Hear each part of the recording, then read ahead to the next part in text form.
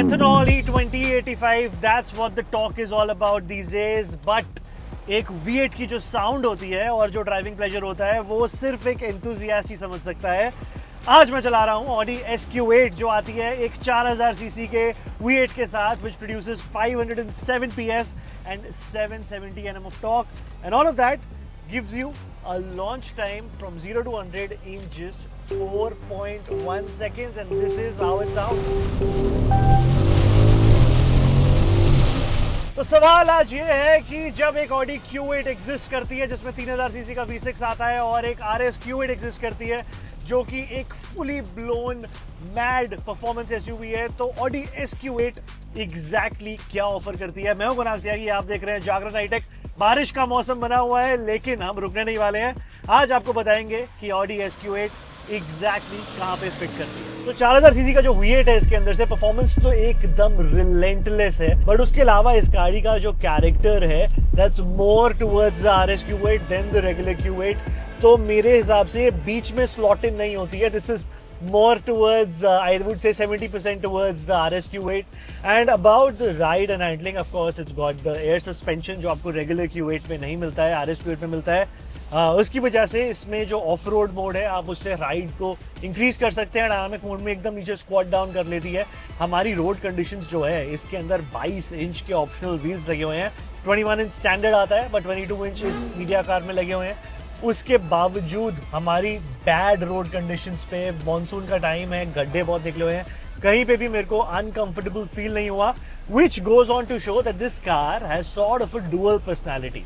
When you want it to be a proper driver's car, जो V8 है इसका वो अपना मैजिक आपको डेफिनेटली दिखाता है। जो इसकी जिस तरीके से स्टीयरिंग का फीडबैक है या फिर आप इसकी हैंडलिंग की बात कीजिए, you just point it anywhere and it just changes direction like a wild cat.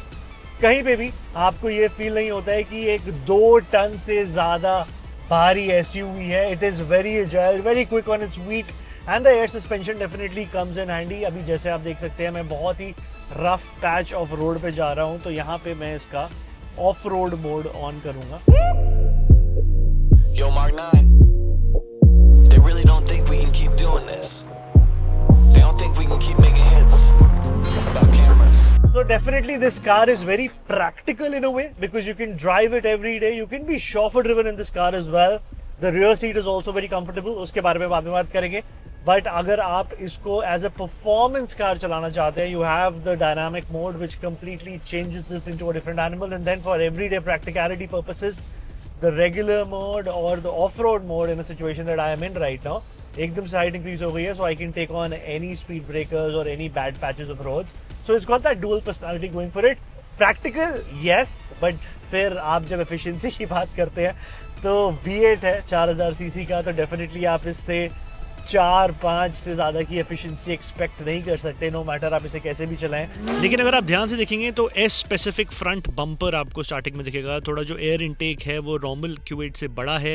Aluminium finished mirror caps आपको मिलेंगे, क्वाड एग्जॉस्ट टिप्स, और जो मैसिव 22 इंच के अलॉयज इस गाड़ी के अंदर हैं वो एक ऑप्शनल पार्ट है। स्टैंडर्ड इसमें 21 इंच आता है। तो दिखने में गाड़ी काफ़ी मस्कुलर, अग्रेसिव एंड स्पॉटी है विदाउट ट्राइंग टू हार्ड।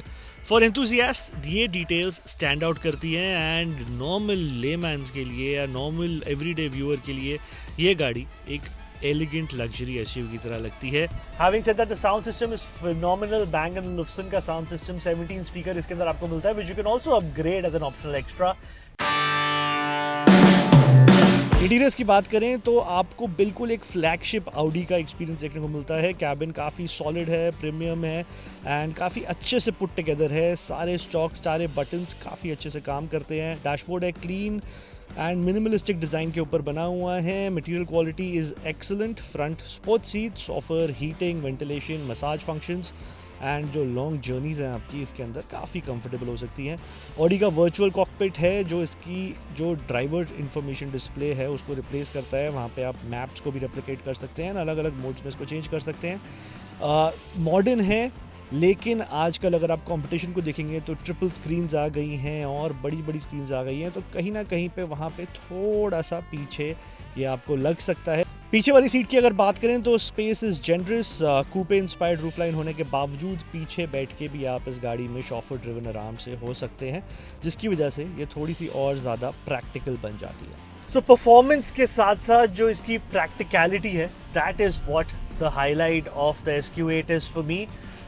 चाहे हाईवे पे एफर्टलेस ओवरटेकिंग आपको करनी हो या एवरीडे शॉफर ड्रिवन पीछे बैठना हो आपको, you can do both of these things in this particular car. And where does the SQ8 sit in?